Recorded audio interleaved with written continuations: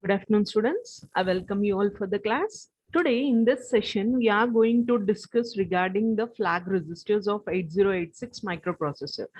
So in the previous class, we have seen the addressing modes of 8086 microprocessor, and before that we have seen the architecture of 8086 microprocessor. So when you have seen the architecture of this 8086 microprocessor, as you already know, the architecture has been divided into two units, the bus interface unit and the execution unit. So here in the execution unit, we have one column of operands and flags. So what are those flags, and in how many ways, in how many groups the flags has been divided, and what is the purpose of each and every flag, why we need for the flag? So everything we'll be going to cover in this today's class. Fine. So let us start with this flag registers. So this flag register is one of the special purpose register. We can say that this flag registers are special purpose registers. Why? Because like if flag registers was not there, what the CPU has to do is CPU has to check for each and everything, whether it has generated carry or not, whether it is the result is zero or not. Everything we need to check by the CPU. So instead of doing the CPU its work, it is unnecessarily wasting its time in checking the remaining things. So that is not at all going to be entertained. So that is the thing, that is the reason why we have the flag registers. So these flag registers tells us like what the things that are happening after the arithmetic and logical operation. So CPU is going to perform this arithmetic and logical operations. Arithmetic operations are addition, subtraction, multiplication, and division. When it comes to logical operations are and, or, and not. Fine. So after performing this arithmetic and logical operations, so based on the result, the flags are going to be set and reset. The flags are going to be set and reset. So what are the flags and how they are going to be set, we'll be going to discuss in this today's class. So as I have said you, these flag register is one of the special purpose register. So these are the registers, these we call it as a special purpose register. So here the flag bits are changed to 0 and 1. Only two states, 0 and 1, based on or depending on the value of the result. So how it will be going to change in the sense, based on the result, the flag values are going to be set and reset. Instead of 0 and 1, we can also call it as set and reset. Fine. 0, 1 is set, 0 is reset. So depending on the architecture, depending on the microprocessor we have been using, these set and reset values are going to be different according to that microprocessor designing. Fine. So that is the basic introduction. These flag bits is one of the special purpose register, and this registers is going to have either going to take two values, either 0 we can take or 1 we can take. 0 in the sense like it is going to reset, 1 in the sense set. So when these values are going to be changed in the sense depending on the result. So when we are going to perform any arithmetic and logical operation, so we'll be going to generate some result. So based on this result, the flag bits are going to be set and reset. So that is the purpose of this flag register. So this 8086 microprocessor is going to have 16-bit flag register. Why? Because our 8086 all registers are of 16-bit only. So that is the reason here we are going to make use of 16-bit flag register. So out of this 16-bit flag register, so we are going to have 9 valid flags.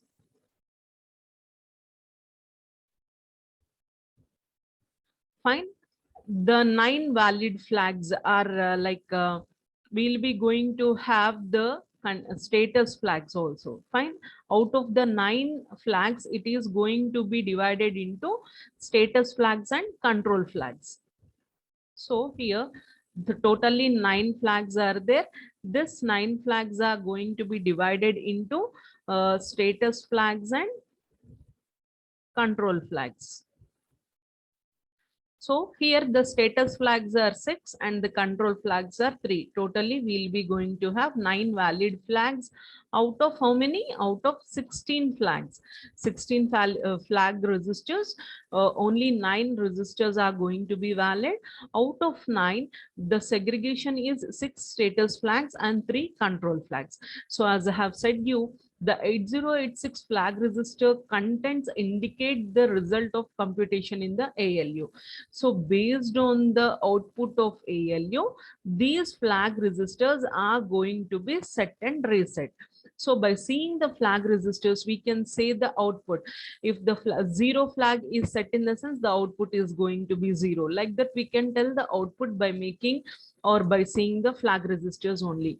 It also contains some flag bits to control the CPU operation. So control flags are going to control the CPU operations. A 16-bit flag register is used in 8086. It is divided into 2 parts. The first part, 6-bit, 6 flags are of status flags and the remaining 3 flags are of control flags. And this is the flag format of this 8086 microprocessor. Fine. So here we'll be going to have this one. So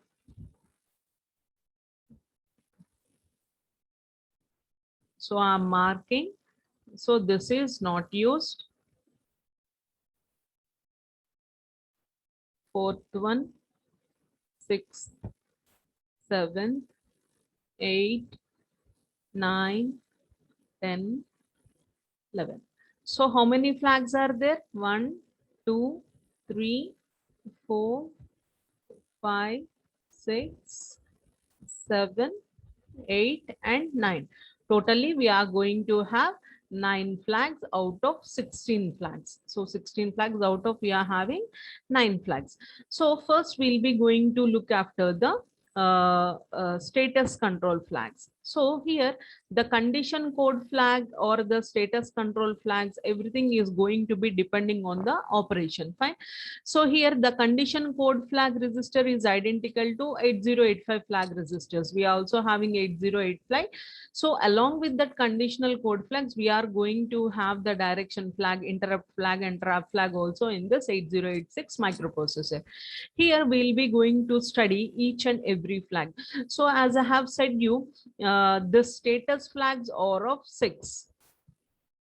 Status flags are, how many flags are there? 6 flags are there totally. So the 6 status flags are, the first one is sign flag. So sign flag, in the sense, based on the sign, based on the signature, this is going to be set and reset. So when, on what signature it is going to set and reset, in the sense, so S in the sense sign flag, SF in the sense sign flag.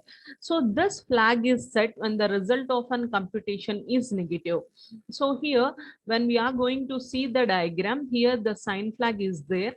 So this sign flag, when the MSB of the result is negative, so this sign flag is going to be set. What is MSB and what is LSB? Suppose 0, 1 is there.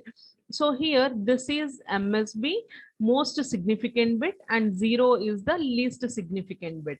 So after any operation, if MSB is 1, so if we are going perform some operation, this MSB is 1, that indicates the number is negative and this flag is set to 1. Fine. So if MSB is 1, it indicates that the number is a negative. So this sign flag is going to be set to 1. This is the sign flag. And next one is the 0 flag. This is the first flag. And next one is the 0 flag. What is the purpose of this 0 flag? In the sense, if the total resistor is 0, suppose we have done some arithmetic operation and the output we got is 0. So here the output is 0, in the sense, then only the 0 flag is going to be set. A 0 flag is set if the result is 0. Set in the sense, 0 flag is going to be set to 1 if the output result is going to be 0. And next one is auxiliary carry. What do you mean by an auxiliary carry? So when some arithmetic operation generates a carry after the lower half and sends it to the upper half, then auxiliary carry will be 1. So that is the auxiliary carry. So carry and auxiliary carry. So carry flag is there and auxiliary carry flag is there. So this is a carry flag means it is a carry bit. If some operations generating carry after the operation, then this carry flag is going to be set to 1. When it comes to auxiliary carry, suppose here 29 and 82. So I'm telling you the difference between the carry and auxiliary carry. Now, what is the carry in the sense? 9 plus 2 is 11. So this one we call it as a carry. So this we call it as a carry. What is auxiliary carry in the sense? 8 plus 2 is 10, 10 plus 1 is 11. So here we are going to have 1 and here we are going to have 1. So this one we call it as an auxiliary carry. Auxiliary carry, what in other words we can say is, if MSB most significant bit is generating a carry, then we call it as an auxiliary carry. If least significant bit is generating a carry, we call it as a normal carry. And if MSB is generating a carry, we call it as an auxiliary carry. So that is the difference between the carry and the auxiliary carry. Now you got the difference between a carry and auxiliary carry, and when the flags are going to be set. Auxiliary carry is going to be set if the MSB is generating a carry, and normal carry flag is going to set if some operations are generating carry after any of the operation. This flag is set to 1. This we call it as a normal carry, and in between we are going to have the parity flag. So this is a even parity flag. So this is an even parity flag. What do you mean by the even parity? In the sense, when the result, suppose if you are going to add some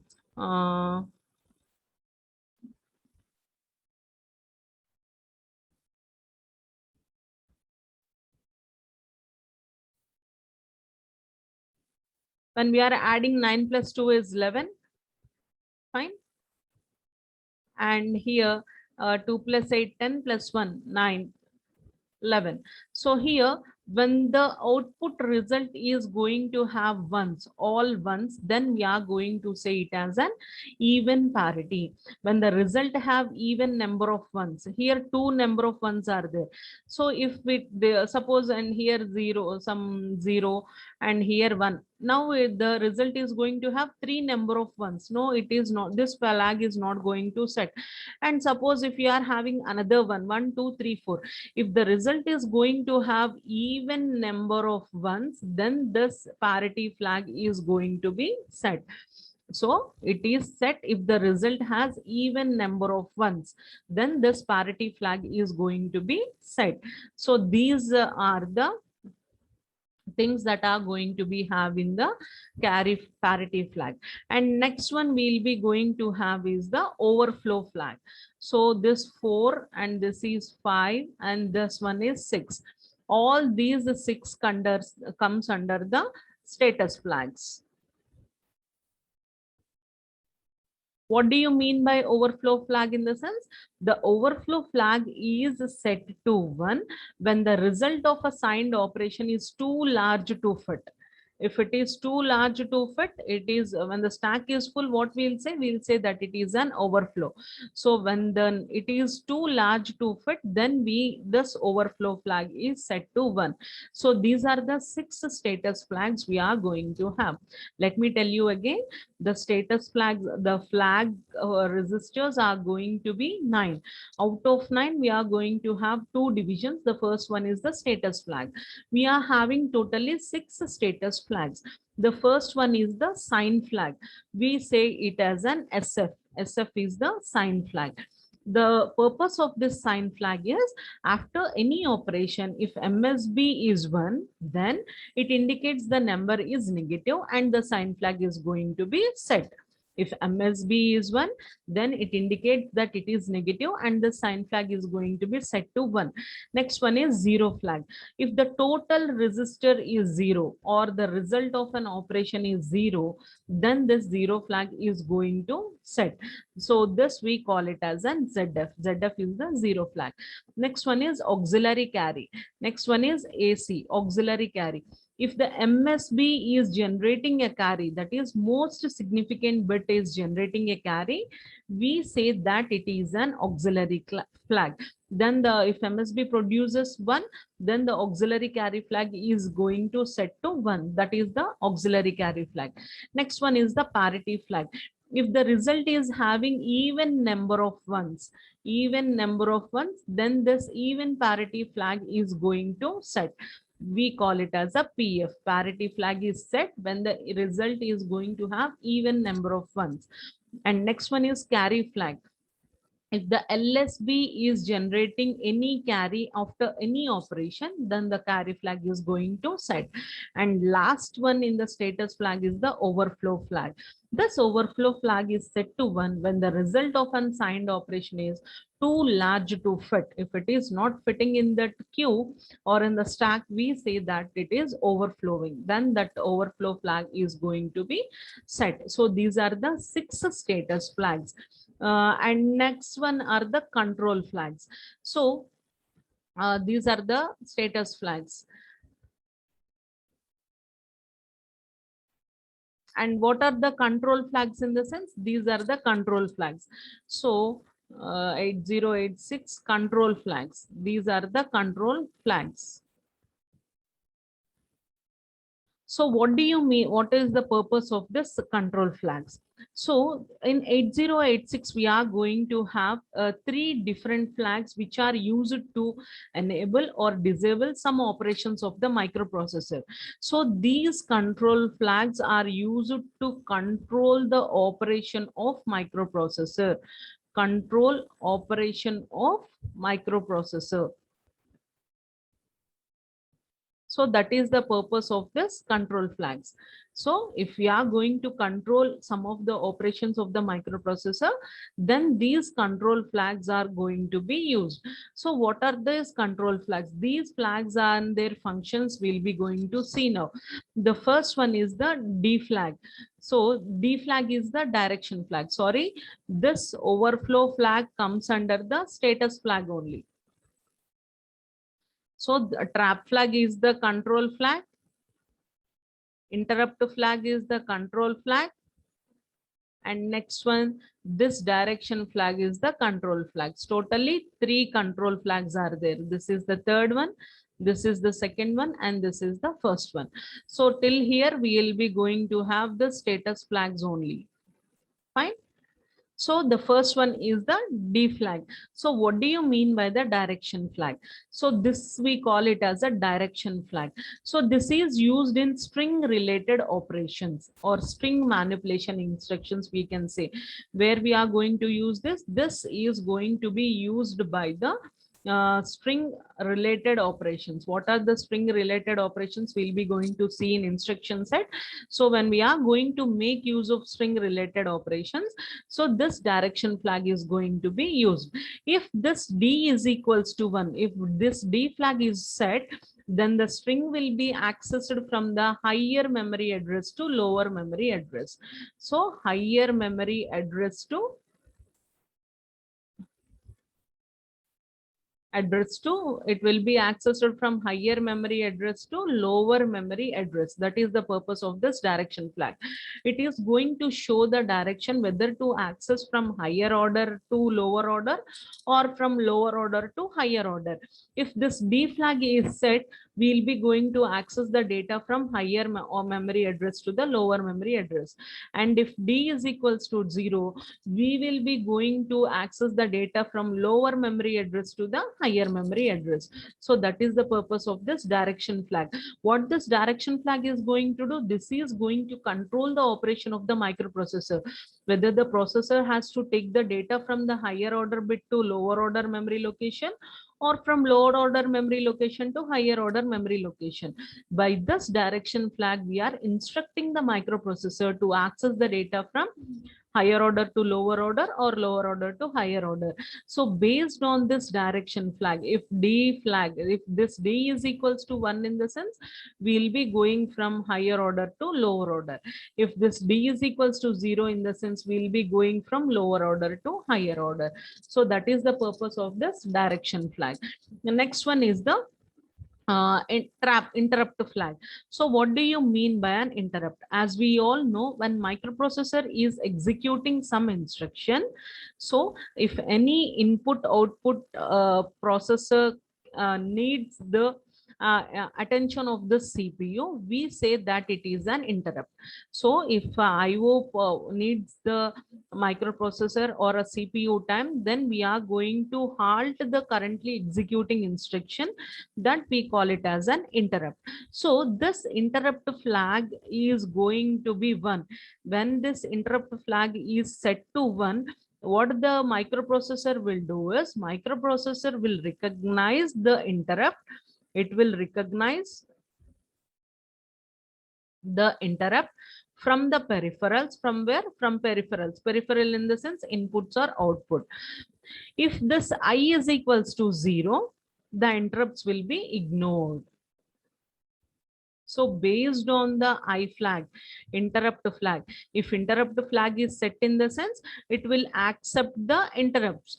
If this interrupt flag is equals to 0 in the sense, it will be ignoring the interrupts. It will ignore the interrupts and it is going to do its normal sequence of execution.